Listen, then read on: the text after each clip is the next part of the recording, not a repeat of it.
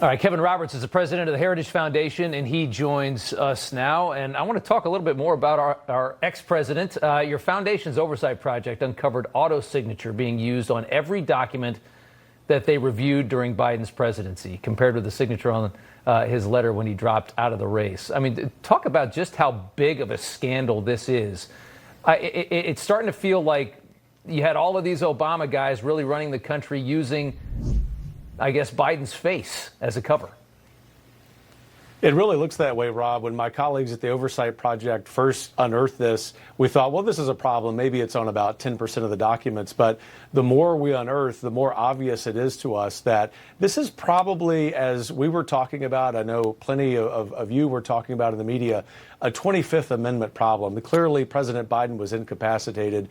You know, to that point, what it means is that whether you're talking about the LNG executive order that Speaker Johnson was referencing, or whether you're talking about the pardons that President Biden made to people like Liz Cheney and Adam Kinzinger and other terrible Americans, it really does question the legitimacy about all of those actions. It certainly does.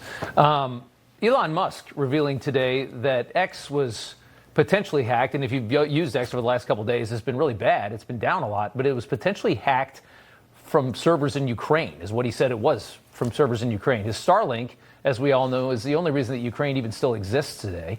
Michael Flynn posting today that we should be looking at the CIA potentially behind a hacking of this level, because it does seem there's obviously something very political going on with Elon Musk in this country, but X being hacked from servers inside Ukraine, what do you make of that? Well, pardon me for chuckling. I mean, how appropriate would it be if today's hacking of X comes from the deep state and their friends in Ukraine? You know, for 3 years at Heritage, we've been clamoring against the reckless spending of Ukraine military aid because there's no strategy for ending the war. Yeah. Obviously, Elon Musk and President Trump and Vice President Vance are trying to do that in the name of peace and, frankly, in the name of saving Ukrainian lives. We'll hopefully get to the bottom of this. Ultimately, though, it speaks to another problem in America, and that is, as Byron Donalds said, the unstable radical left and a lot of his Democrat colleagues in D.C.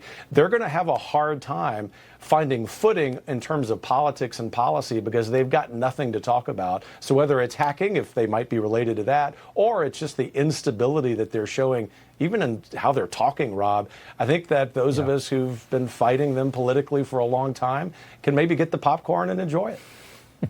There you go. Kevin Roberts from Heritage, thank you so much. We appreciate it.